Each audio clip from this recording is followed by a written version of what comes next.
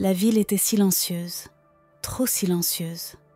Chris, Emily et Marcus marchaient côte à côte sur la rue principale fissurée, la ville en ruine se déployant autour d'eux comme un souvenir à moitié effacé. La lumière du soleil était pâle, presque maladive. Pas d'oiseaux, pas de vent, juste le bruit de leurs propres pas. L'estomac de Chris se noua, quelque chose clochait. La malédiction était censée être brisée. Ils avaient détruit le miroir, affronté leur double. Mais Whisper Creek ne semblait pas vide. Elle semblait attendre, observer. Emily s'arrêta brusquement. « Tu entends ?» murmura-t-elle. Chris s'immobilisa. D'abord, il n'entendit rien. Puis, faiblement, comme un souffle sur le vent, un rire d'enfant, aigu, mince, dérangeant. Marcus serra plus fort sa barre de métal. « On doit continuer d'avancer, » dit-il. Mais lorsque Chris se retourna pour regarder derrière eux, son sang se glaça. La rue qu'ils avaient parcourue avait disparu, remplacée par d'interminables rangées de maisons identiques, s'étendant à perte de vue dans un horizon gris et informe. Ils n'étaient pas sortis. Ils étaient plus profondément piégés que jamais. Et cette fois, la ville ne se contentait plus de jouer avec eux. Elle était en eux. Ils avançaient prudemment le long de l'interminable rangée de maisons. Chacune était identique. Peinture blanche écaillée, fenêtres brisées, une seule porte rouge qui oscillait sous un vent invisible. Chris gardait les yeux fixés droit devant lui.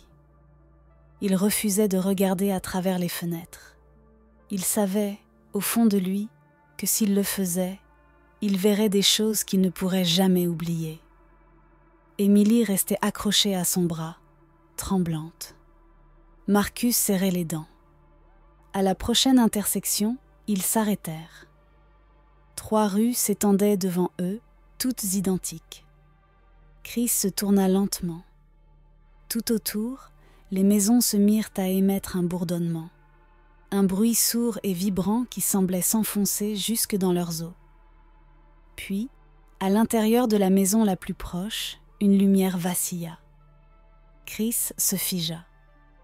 Dans la fenêtre, il aperçut une silhouette, un petit enfant qui le fixait. Ses lèvres bougeaient, formant des mots muets. Chris plissa les yeux, le cœur battant. Il parvenait presque à les lire. « Rentre à la maison. » La porte de la maison grinça en s'ouvrant. Les autres le regardèrent. Chris avala sa salive avec difficulté. Il savait que c'était un piège. Mais quelque chose en lui, quelque chose de profond et de douloureux, l'attirait vers cette porte. Chris fit un pas vers la porte ouverte. L'enfant à l'intérieur inclina la tête, souriant d'un sourire un peu trop large, ses yeux brillants d'une lueur étrange. « Chris, » murmura Emily derrière lui, « ne fais pas ça. » Il hésita. Chaque instinct en lui criait de fuir. Mais l'attraction était plus forte. Il pouvait sentir l'odeur désormais, celle de sa maison d'enfance, l'herbe fraîchement coupée, le vieux bois, la cuisine de sa mère. Son cœur se serra. Marcus l'attrapa brutalement par l'épaule. « Reprends-toi !» Chris cligna des yeux, secouant la tête. L'enfant dans la maison n'était pas un enfant. Son sourire s'étira davantage, se fendant anormalement jusqu'aux joues. Un liquide noir coulait de sa bouche. Chris recula en trébuchant. La maison trembla, gémissant comme un être vivant. Les autres maisons s'illuminèrent à leur tour, des silhouettes mouvant derrière les fenêtres. Des centaines, tous observaient, tous attendaient. Chris serra les poings. « Ils se nourrissent de nous, » dit-il d'une voix rauque. « De nos souvenirs, de nos émotions. » Marcus raffermit sa prise sur la barre métallique. « Alors on fait quoi ?» Chris inspira profondément. « On arrête de ressentir. »« Comment on arrête de ressentir ?» murmura Emily, la voix brisée. Chris n'avait pas de vraie réponse. Il savait juste qu'il devait y parvenir. S'il laissait la peur, la tristesse, le désir les envahir, il serait piégé, pour toujours. Il ferma les yeux. Il imagina le vide. Pas de passé, pas de famille, pas de maison. Juste l'instant présent. L'air froid, le sol craquelé sous ses pieds. Il inspira lentement, profondément. Les murmures autour d'eux devinrent plus forts, plus désespérés. L'enfant dans l'embrasure hurla, son corps se déformant, ses membres se tordant sous des angles impossibles. Chris rouvrit les yeux. Le monde autour d'eux vacillait, instable. Marcus le vit aussi. « Ne réagissez pas, dit Chris. » Ils avancèrent, droit devant, ignorant la porte ouverte, ignorant les maisons qui scintillaient, ignorant les mains tendues qui griffaient à travers les fenêtres. Émilie mordit sa lèvre jusqu'au sang, mais elle ne cria pas. Marcus garda les yeux fixés droit devant. Chris les guida, pas après pas, à travers ce couloir de souvenirs. Et peu à peu, les maisons commencèrent à s'effondrer, se changeant en poussière derrière eux. Ils marchèrent jusqu'à ce que la dernière maison se désagrège en poussière. Devant eux, un mur de brume les attendait, épais, mouvant, vivant. Chris s'arrêta. Il le sentait. C'était là, la frontière finale.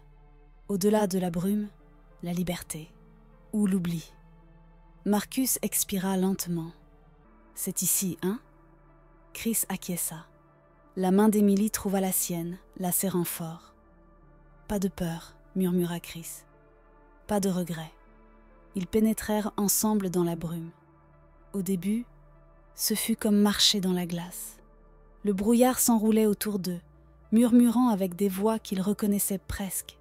Des mères, des pères, des amis disparus, tentateurs, supplicateurs. Chris se concentra sur son propre battement de cœur. Un pas, puis un autre. Il sentit des mains griffant son esprit, fouillant pour trouver une faille. Il serra les dents et continua d'avancer. La brume s'épaissit, suffocante, aveuglante. Chris sentit Émilie trébucher à ses côtés. Il la rattrapa, la soutenant. Ils ne seraient pas séparés, pas cette fois, jamais plus. Et lentement, péniblement, une lumière apparut devant eux, faible, mais réelle. La lumière devenait plus forte à mesure qu'ils avançaient, pas après pas, dans une lutte acharnée. Chris sentait la brume les retenir, s'accrocher à leurs vêtements, à leurs souvenirs, à leurs âmes mêmes. Émilie trébucha encore, et cette fois, une silhouette émergea du brouillard. Un homme, grand, souriant. Le cœur de Chris se serra, c'était son père, ou quelque chose portant son visage. La silhouette tendit la main. « Rentre à la maison, mon fils », dit-elle, d'une voix douce et familière. La gorge de Chris se noua. Il faillit faire un pas vers lui. Faillit. Mais il sentit la main d'Émilie se resserrer sur la sienne. Il la regarda, réelle, tremblante, vivante. Il regarda de nouveau la silhouette. Le sourire se déforma en une grimace monstrueuse. L'illusion se brisa. Chris poussa un cri et tira Émilie et Marcus en avant. La brume hurla, hurlant comme un animal blessé. La lumière explosa, les engloutissant complètement. Chris sentit le sol disparaître sous ses pieds. Et puis, le silence. Chris ouvrit les yeux. Il était allongé sur de l'herbe douce. Le ciel au-dessus de lui était bleu. Un vrai bleu limpide, pas la brume maladive de Whisper Creek. Émilie bougea à côté de lui. Marcus gémit, se redressant avec difficulté. Ils étaient dehors, au-delà de la ville, au-delà de la brume. Chris se redressa, étourdi d'incrédulité. Un instant, ils se contentèrent de respirer, laissant le silence les envelopper. Plus de murmures, plus de bâtiments mouvants, plus d'ombres tapies, juste des champs ouverts s'étendant jusqu'à l'horizon. Chris se tourna vers Émilie et Marcus, un sourire tremblant sur le visage. « Je crois qu'on a réussi, » dit-il. Émilie acquiesça, des larmes coulant sur ses joues. Marcus laissa échapper un rire brisé. Le cauchemar était fini, il devait l'être. Chris s'appuya contre la terre, fermant les yeux, laissant la chaleur du soleil l'envahir. Enfin, après tout ça, ils étaient libres. Du moins, c'est ce qu'ils croyaient, jusqu'à ce que le sol sous la main de Chris pulse, une fois, doucement, comme le battement d'un cœur caché. Chris se redressa d'un coup, le cœur battant. « Vous avez senti ça ?» demanda-t-il. Émilie essuya ses larmes et acquiesça lentement. Marcus fronça les sourcils, posant sa paume sur le sol. Une autre pulsation, plus forte cette fois. La terre sous eux n'était pas morte. Elle respirait. Chris se leva brusquement, balayant l'horizon du regard. Rien. Juste des champs vides, à perte de vue. Mais l'air, il semblait plus lourd, plus épais. Émilie lui attrapa le bras. « Chris », murmura-t-elle. Il se retourna. Au loin, très loin au-delà des champs, quelque chose s'élevait. Une flèche noire, tordue, déchirant le ciel comme un os brisé jaillissant de la terre. Et autour, la brume recommençait à se rassembler. L'estomac de Chris se noua. Ils n'avaient pas échappé à Whisper Creek. Ils avaient franchi quelque chose de plus profond, de plus ancien. Whisper Creek n'avait jamais été un piège. C'était une porte, et maintenant, elle était ouverte.